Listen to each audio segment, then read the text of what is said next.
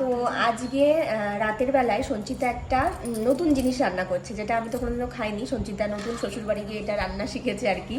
তো এখানে কি রয়েছে দেখো, এখানে রয়েছে কচু, আর এখানে কচু কাটা চলছে। কচু কাটা কচু কাটা করবো তোকে আজকে। বল কি রান্না করছিস? এটা জাস্ট কটমট করে ভাজা হবে। গাটি কচু বলে নাকি, তো গাটি কচু ভাজা কটমট করে খাওয়াবে এমনি আছে। এরপরে দেখো কি করছে না করছে, পুরো প্রসেসটাই তোমাদেরকে দেখাবো। এখানে আমরা যেখানে থাকবো ক্যান্ডিকে তো সেখানে থাকতেই হবে। ও হচ্ছে কচু কাটা শিখছে, তাই না ক্যান্ডি? কচু কাটা শিখছো তুমি? এখানে কচুগুলো কাটা হয়ে গেছে, আর এটা কিন্তু খোসা শুদ্ধই কেটেছে সঞ্চিতা, তাই না?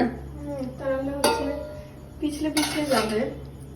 ও আচ্ছা, আচ্ছা পিছলাম একটা। হ্যাঁ হ্যাঁ, কচু নিজেই যেহেতু একটা ওই স্লিপি একটা ব্যাপার আছে। কচুটা একদমই ভালোবাসি না, কারণ কচুটা কি লাল লাল ব্যাপার থাকে, ওই ব্যাপারটার জন্য আমার একদম পছন্দ না। কিন্তু এই যে ভাজাটা করলে এই লাল লাল ব্যাপারটা একদম কেটে যায়, এই জন্য আমার কচু বেশ পছন্দ হয়। যে কচু কাটলে কি হাত চুলকায় নাকি? চুলকাচ্ছে। হ্যাঁ হ্যাঁ। যে কড়াই তেল গরম হয়েছে আর তেলের মধ্যে লবণ হলুদ দিয়ে দিয়েছে একবারে। এটা আমার চালটা।